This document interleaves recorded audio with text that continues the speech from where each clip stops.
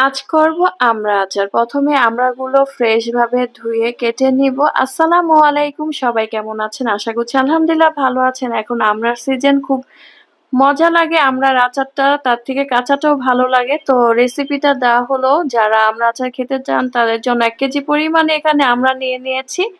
তাতে একটু ফুটিয়ে নিব, একটু সামান্য লবণ, হলুদের গুঁড়ো দিয়ে এটা ফুটিয়ে নিলে ভালো হয়। তাতে দেখা যায় আমড়ার আচারটা অনেকদিন ভালো থাকে।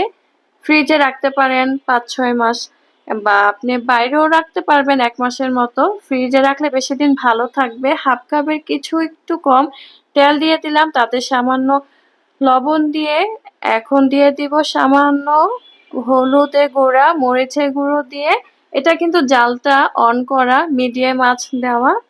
এখন এটা সরিষার তেলটা সুন্দরভাবে বলক এসে পড়লে এক্সট্রা পানি দিব না, আপনারা ইচ্ছে করলে পানি দিয়ে দিতে পারেন।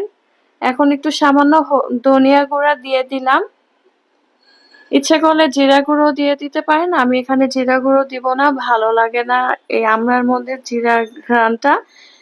আমি এখন দিয়ে দিলাম আখের গুড়, এখানে 1/2 কাপের মতো দিয়ে দিলাম। আপনারা ইচ্ছা করলে চিনিও দিয়ে দিতে পারবেন। এই আখের গুড়টা দিলে কালারটা সুন্দর হয়, তাই আখের গুড় দিয়েছি।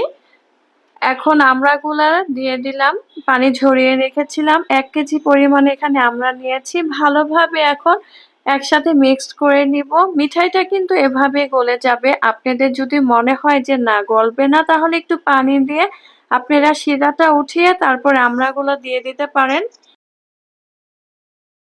আমি কোনো এক্সট্রা পানি দেই না আচারের মধ্যে, কারণ দেখা গিয়েছে যেটা দরকার হয় না সেটা দেই না। পানিটা না দিলে খুব ভালো হয়। তার চেয়ে বরং একটু ভিনেগার ব্যবহার করতে পারেন, তাতে আপনি আচারটা অনেকদিন থাকবে। আমি এখানে ভিনেগার ব্যবহার করিনি, এইটার থেকে শিরাটা যা উঠেছে সেটাই এভাবেই করে ফেলেছি। আমড়া আচার তো তাই তাড়াতাড়ি খাওয়া হয়ে যায়, বেশি করলে অবশ্যই একটু ভিনেগারটা দিবেন। দেখেন খুব সুন্দরভাবে শিরাটা উঠে গেছে, মিঠাইগুলো গলে গেছে।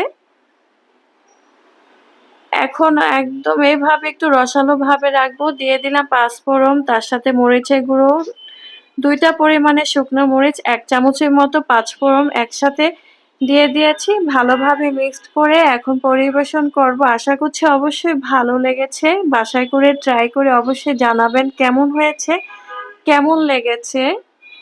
আমার কাছে কিন্তু অনেক ভালো লেগেছে। ইচ্ছে করলে আপনারা সরিষার তেলটা না দিলেও হবে। সরিষার তেলের বদলে পানি দিয়ে শিরা উঠিয়ে নিতে পারেন। সবাই ভালো থাকবেন। দেখেন কতটা লোভনীয় হয়েছে, দেখেই বুঝতে পারছেন। সবাইকে অসংখ্য ধন্যবাদ আমার পাশে থাকার জন্য। আল্লাহ হাফেজ। আসসালামু আলাইকুম।